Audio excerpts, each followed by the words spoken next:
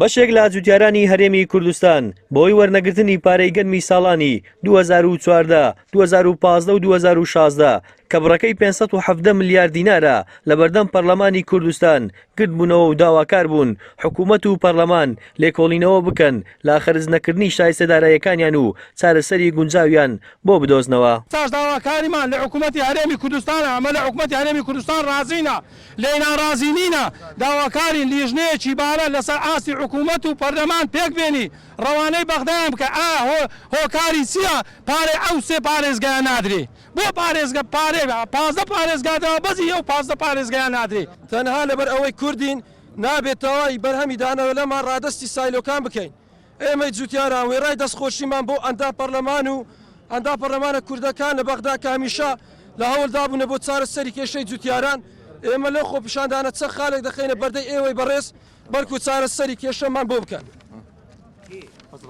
یەکەم حکوومەتی هەرێمی کوردستان کەمتەر خەم بووە لە کەیسی جوتیارانی هەرێمدا، چونکە نەمازانیوە لە ماوەی ئەم چەند ساڵی ڕابردوو هیچ شاندێکی بالای حکوومەتی هەرێم لە میانەی سەردانەکەی بۆ شاری بەغدا کێشەی شایستە دارایی و گەنمی جوتیارانی هەرێم لەگەڵ بەرپرسانی بەغدا بروژێنێت بەرگریمان لە ئێمە بکە وەکو جوتیاری. ئەو جوتیارانە ئاماژە بەوە دەکەن پارەکانیان لەلایەن حکوومەتی عێراقەوە دەستی بەسەردا گیراوە و بە هۆکاری جۆرا و جۆر پێیان نادرێت و دەچەوسێنرێنەوە. بەڕاستی غەدرێکی یەکجار جۆ لە چینی فەلاح کراوە سەربارەی ئەوەی چواردە شەوان من سارێ من لە سالۆ ڕانێراوەستاوە دەرەجە دوو هاتوتەوە 11 تەنیشم گەنم هەبووە 2015 نیوە پارەم وەرگتووە نیوەکەی دیکە ماوە داوا لەو حکوومەتەی دەکەین کە هاوکاری مام کابزانی هۆکارەکەی چیا و پارەی نادا حکوومەتی عێراق.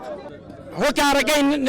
تۆمە بەڕێز مامجلال مابوو حەقی کورد نەفۆتابوو لە هیچ شوێنێکی هەموو عێراق بە یەک چاو سەیر دەکرا کەس حەقی نەدەخورا بە زۆر تێکایبی مامجلال نەماوە بەڕاستی غەدر لەو میلەتی کورد دەکرێت بەڕاستی غەدرمان لێ دەکرێت بۆ حەزە سەرۆکایەتی هەرێم زۆر حیبە یعنی ئەو میلەتەوە